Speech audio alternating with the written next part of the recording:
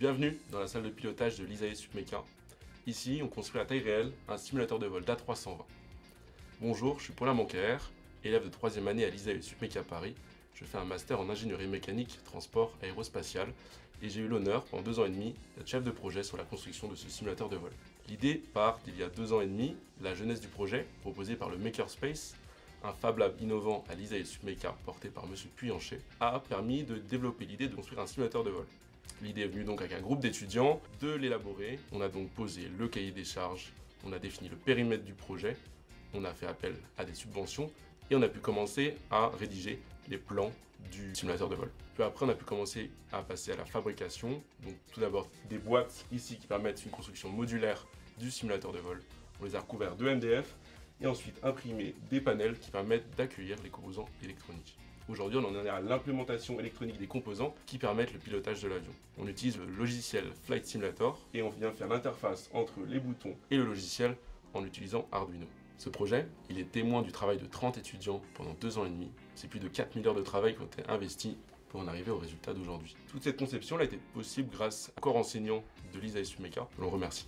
Le projet Submeca 320 est hébergé dans les locaux du Makerspace et est financé par l'association Submeca Aero. Jusqu'à maintenant, il a reçu la subvention de Alveus, société de soutien scolaire.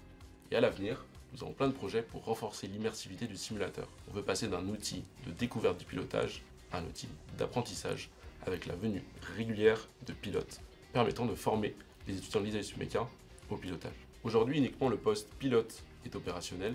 Demain, le projet est d'installer un écran panoramique, d'ajouter un poste copilote, ainsi que l'implémentation des composants électroniques manquants.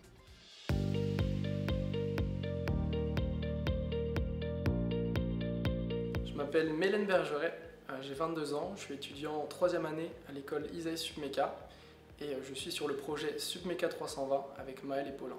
Donc pour le futur du projet, on va terminer la partie pilote et lorsqu'on passera à la partie copilote, on va se focaliser sur cet accès PMR avec notamment l'ajout d'une rampe pour faciliter l'accès au simulateur et également un side stick, donc le joystick qui permet de piloter l'avion qui va être amélioré. Il existe déjà sur le marché pour permettre aux personnes à mobilité réduite d'utiliser le simulateur comme si c'était un réel avion et donc ils n'auront pas besoin d'utiliser le palonnier sur les jambes qui lui sert au pilote. Je m'appelle Maël Rivière, j'ai 23 ans et je suis en 3e année à l'ISAE Submeca.